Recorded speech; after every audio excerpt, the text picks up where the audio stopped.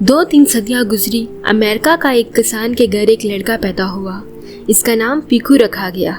اس کی ماں بہت محنت کش تھی اور پیکو کا ماں باپ بہت خیال رکھتے تھے کہ وہ بڑا ہو کر کام کاج میں ان کی مدد کرے گا۔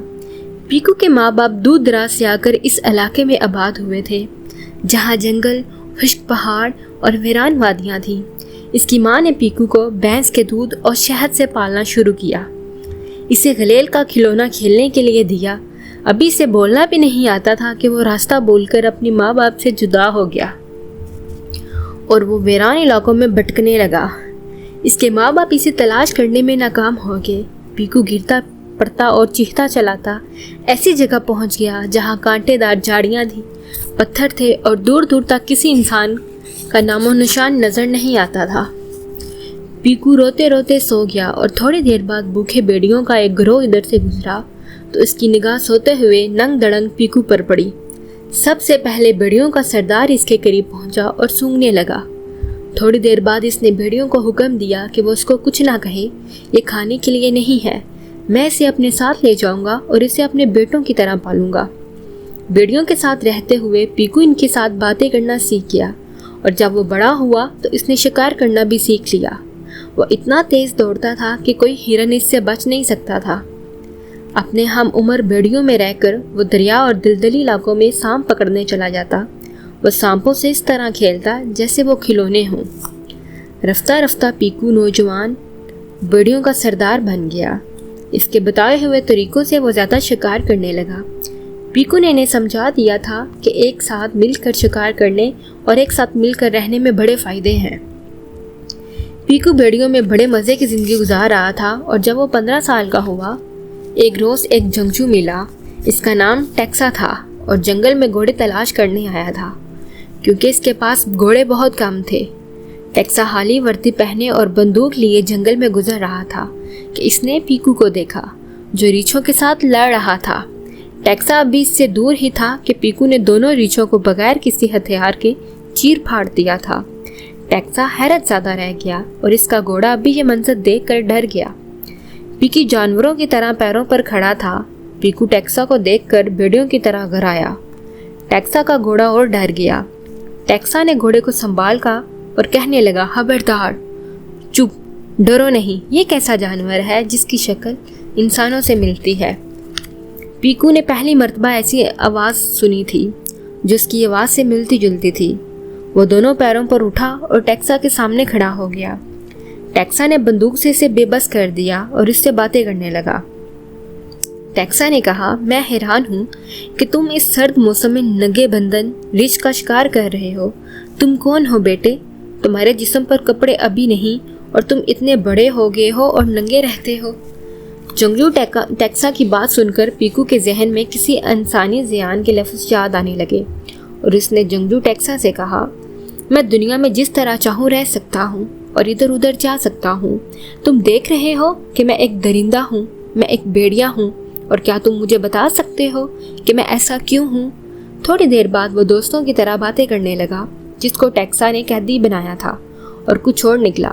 بہادر لیکن عجیب و غریب قیدی پیکو نے اس کا جواب سنے بغیر لمبی اور اونچی آواز میں آواز نکالی جو دور دور تک گونج رہی تھی۔ یہ آواز اتنی اونچی تھی کہ ٹیکسا نے اپنے کانوں پر انگلیاں ڈال لیں اور اس کا گھوڑا بری طرح ہنہناتا ہوا اگلے پیروں پر کھڑا ہو گیا۔ یہ تو بڑی بھاری اور اونچی اود اود کی آواز ہے۔ ٹیکسا نے گھوڑے کی بھانگیں سنبھالتے ہوئے کہا، تم نے کہا کہ تم بھیڑیے ہو، لیکن تمہارے پاس اس بات کا کوئی ثبوت نہیں ملتا سوائے اس کے کہ تمہاری ٹانگیں کافی لمبی ہیں، لیکن یہاں کے ہر باشندے کی ٹانگیں لمبی ہوتی ہیں۔ اور میں تم سے پوچھتا ہوں کہ تم نے کبھی ایسا کوئی بھیڑیا دیکھا ہے جس کی دم نہ ہو؟ ہاں، میں نے دم کے بغیر بھیڑیا نہیں دیکھا، سارے بھیڑیوں کی دمیں ہوتی ہیں، پیکو نے جواب دیا۔ تو اس کے سامنے اس بھیڑیے نے سردار کی شاندار دم آگی جس نے اسے پالا تھا۔ جنگجو ٹیکسا نے پوچھا، اگر تم خود کو بھیڑیا سمجھتے ہو تو تمہاری دم کہاں ہے؟ پیکو نے جلدی سے کہا، میں نے پہلے کبھی غور نہیں کیا، اگر میری دم نہیں ہے تو واقعی میں بھیڑیا نہیں ہو سکتا، اور میں ہمیشہ یہی سمجھتا رہا ہوں کہ میں سچ مچ بھیڑیا ہوں۔ میں نہیں بتاتا ہوں۔ جنگجو ٹیکسا نے کہا کہ تم کون ہو بیٹے؟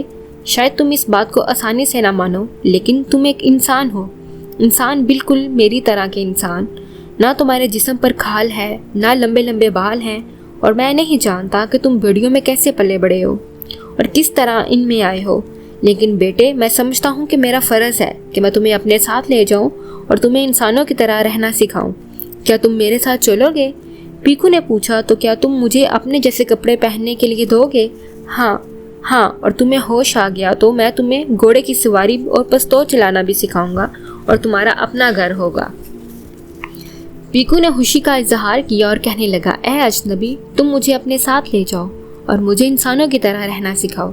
جنگجو ٹیکسا نے پیکو کو گھوڑے کے پیچھے بٹھایا اور اپنے ساتھ لے گیا۔ واپسی پر رات ہو گئی۔ جنگجو ٹیکسا نے ایک سرائے کے باہر گھوڑا باندھا اور پیکو کو لے کر اندر چلا گیا۔ پیکو فوری طور پر بھیڑیوں کی طرح سو گیا اور ٹیکسا اس کے سرائے کے مالک سے کپڑے لینے چلا گیا۔ دوسری صبح وہ سفر پر روانہ ہوئے تو پیکو نے پتلون اور ایک جیکٹ پہن لی تھی، لیکن وہ کپڑے پہن کر پریشان سا ہو گیا تھا، لیکن اسے اپنے آپ کو کپڑوں میں دیکھ کر عجیب سی خوشی محسوس ہوئی۔ وہ 15 سال تک ننگا رہا تھا، اس لیے لمبے بوٹ پہن کر اسے چلا نہیں جاتا تھا۔ جنگجو ٹیکسا اسے اپنے گاؤں میں لے آیا اور چند دنوں بعد وہ کپڑے پہننا اتارنا سیکھ گیا۔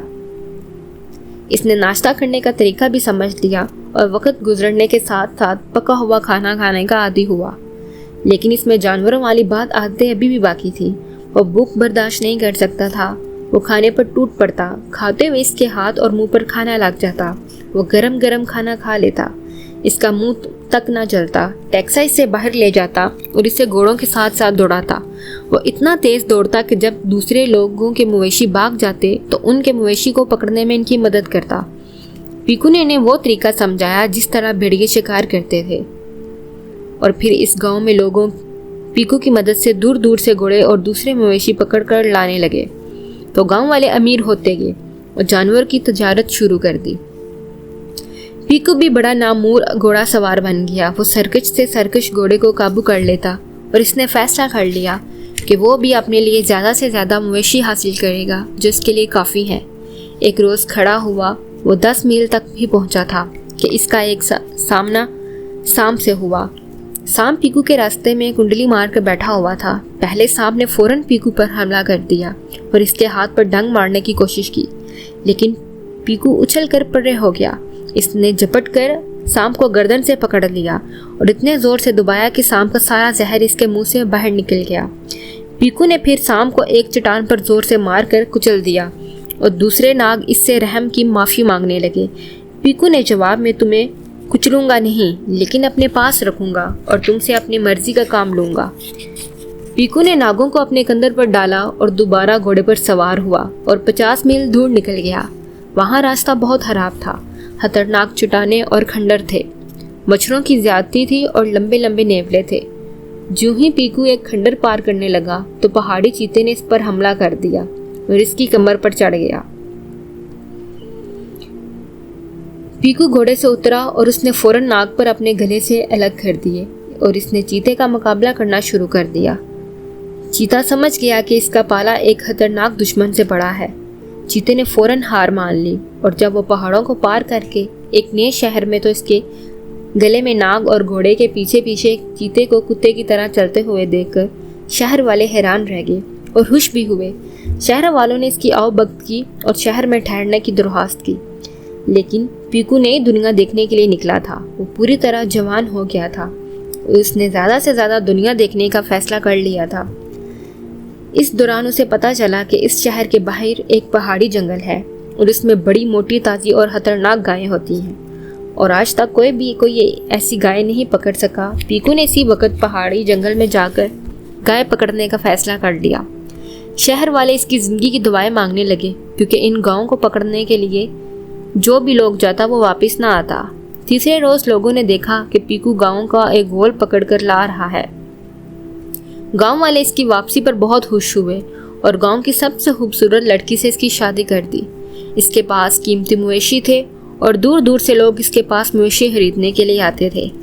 پیکو اور اس کی بیوی ہنسی خوشی زندگی بسر کرنے لگے، اور پیکو کو معلوم ہو گیا تھا کہ گاؤں سے دور نظر آنے والے پہاڑ میں بڑا سونا ہے، لیکن راستہ بہت خطرناک ہے۔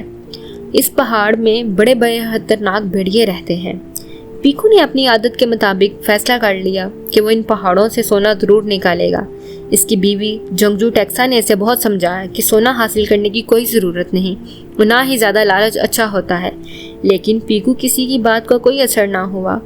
گاؤں میں یہ بھی مشہور تھا کہ کبھی کبھی پہاڑوں کی طرف سے بہت بڑا طوفان آتا ہے اور ہر چیز کو اڑا کر ساتھ لے جاتا ہے۔ پیکو نے دل میں سوچا، سیدھی چٹانوں کو کس طرح بھی پار کیا جا سکتا ہے، اگر طوفان آ جائے تو وہ مجھے اڑا کر پہاڑوں میں لے جا سکتا ہے۔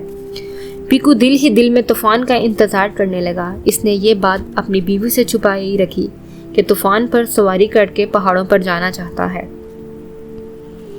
پیکو پر سونا حاصل کرنے کی دھن سوار تھی۔ اس نے جنگجو ٹیکسا سے بھی اس کا کوئی ذکر نہ کیا۔ ایک شام پیکو نے آسمان پر طوفان کے آثار دیکھے۔ لوگ گوروں میں گھس گئے، لیکن پیکو باہر کی طرف بھاگنے لگا۔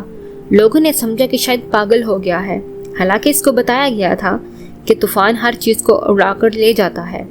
پیکو بھاگتے بھاگتے طوفان کے قریب پہنچ گیا اور طوفان کو اس قدر خطرناک تھا کہ اس نے پیکو کو انا فنا پہاڑوں میں پہنچا دیا۔ پیکو پہاڑوں کے درمیان پہنچ کر بہت خوش ہوا تھا۔ اس کے چاروں طرف اونچی اونچی چٹانیں تھیں اور درمیان میں سونا ہی سونا پڑا تھا۔ جب طوفان ٹل گیا اور سورج نکلا تو سونے کی چمک سے اس کی آنکھیں بند ہو گئی۔ وہ پاگلوں کی طرح سونے پر پل پڑا۔ اس نے اپنی جیبیں سونے سے بھر لی اور اس سے زیادہ سونا اپنے ہاتھوں میں پکڑ لیا۔ وہ واپسی کے بارے میں سوچنے لگا۔ ان چٹانوں کو پار کرنا مشکل تھا اور نہ ہی کوئی سرنگ نظر آئی۔ سارا دن پیکو سونا اٹھا اٹھا کر راستہ تلاش کرتا رہا۔ جب شام ہوگی اور سورج غروب ہو گیا تو اسے رات بسر کرنے کی فکر لگی۔ اس نے ایک غار تلاش کی اور اس میں گھس کر بیٹھ گیا۔ اسے اپنی گزری ہوئی زندگی یاد آنے لگی اور اسے خیال آنے لگا کہ اس طرح انسانوں کی طرح رہنا تو سیکھ لیا تھا، لیکن اندر ہی اندر اس میں بیڑیوں کی خصلت تھی، یعنی ہر بات کو معمولی سمجھ لینا اور اس کے خطروں پر نظر نہ ڈالنا۔ بھوک سے پیکو کو نیند نہیں آ رہی تھی۔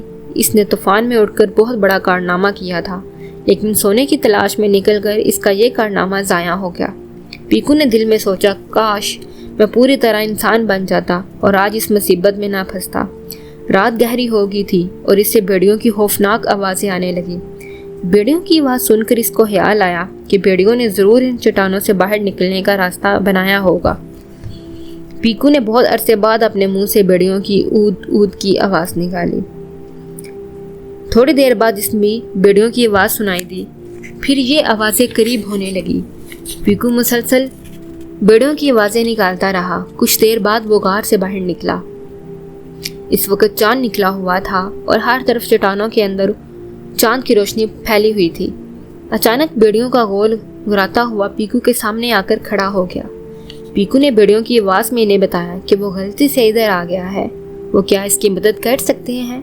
پہلے بتاؤ تم کون ہو، کیا تم بیڑیے ہو؟ پیکو نے کہا، ہاں میں بیڑیا ہوں۔ تمام بیڑیے اس کی بات سوچ میں ڈوب گئے۔ موٹا تازہ بیڑیا اس کے قریب آیا۔ اس نے پیکو کے ہاتھ اور پاؤں سونگے اور واپس جا کر اپنے ساتھیوں سے کچھ باتیں کرنے لگا۔ پیکو نے اسے بتایا کہ وہ واقعی ایک بیڑیا ہے اور پھر اس نے بیڑیوں کی طرح کی آوازیں نکالیں اور چاروں ہاتھ پاؤں زمین پر رکھ کر بیڑیوں کی طرح چلنے لگا۔ سب بیڑیوں کو یقین ہو گیا کہ وہ بھی بیڑیا ہے اور وہ اسے اپنے ساتھ لے کر ایک سرنگ میں گھس گئے۔ وہ ساری رات اس سرنگ میں چلتے رہے اور دوسری صبح وہ سرنگ سے باہر آئے تو اس کے سامنے ریچھوں نے فوراً ان پر حملہ کر دیا۔ پیکو اس بے جگری سے ریچھوں کے ساتھ لڑا۔ ریچھوں کے پاؤں اکھڑ گئے۔ پیکو نے 2-3 ریچھوں کو گلا دبا کر انہیں ختم کر دیا۔ بیڑیے یہ دیکھ کر بہت خوش ہوئے اور اسے ایک دوسری سرنگ سے نکال کر چٹانوں سے باہر لے آئے۔ یہاں سے آگے گاؤں کی طرف جانے والا راستہ صاف دکھائی دے رہا تھا۔ پیکو نے بیڑیوں کا شکریہ ادا کیا اور خود گاؤں کی طرف چل پڑا۔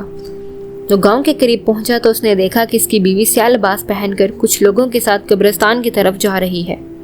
پیکو بھاگ کر ان کے سامنے آ گیا اور جو لوگ یہ سمجھتے تھے کہ طوفان میں مر چکا ہے اور اگر چٹانوں کے اندر پہنچ گیا تو بیڑیے اس کی ٹکا بوٹی کر دیں گے، وہ اسے زندہ دیکھ کر حیران رہ گئے۔ پیکو کی بیوی اس کے ساتھ لپٹ کر رونے لگی۔ پیکو نے اسے اندر چپ کرایا اور جب لوگوں کو اس نے بتایا کہ نہ صرف چٹان کے اندر سے بچ کر آیا ہے بلکہ سونا بھی لایا ہے تو لوگوں کی حیرت گم ہوگی۔ پیکو نے انہیں جیبوں سے سونا نکال کر دکھایا۔ لوگ خوشی سے اس کا ہاتھ چومنے لگے اور بہادر انسانوں کی طرح ان کے درمیان کھڑا تھا۔ لوگ جلوس کی صورت میں اسے گاؤں میں واپس لائے اور پیکو کے امیر ترین آدمی کی حیثیت سے عزت کرنے لگے اور سب سے دانا اور بہادر سمجھا جانے لگا۔ لیکن اس نے وعدے کے مطابق درندوں جیسی عادتیں چھوڑ دی۔ امیر آدمی ہونے کے بعد دنیا دیکھنے کی آرزو مٹا دی، اور جب وہ بوڑھا ہو کر مرا تو کسی کو پتا نہیں تھا کہ جس شریف انسان کو وہ دفن کر کے رہے ہیں وہ بھی بھیڑیوں میں پلا بڑا تھا۔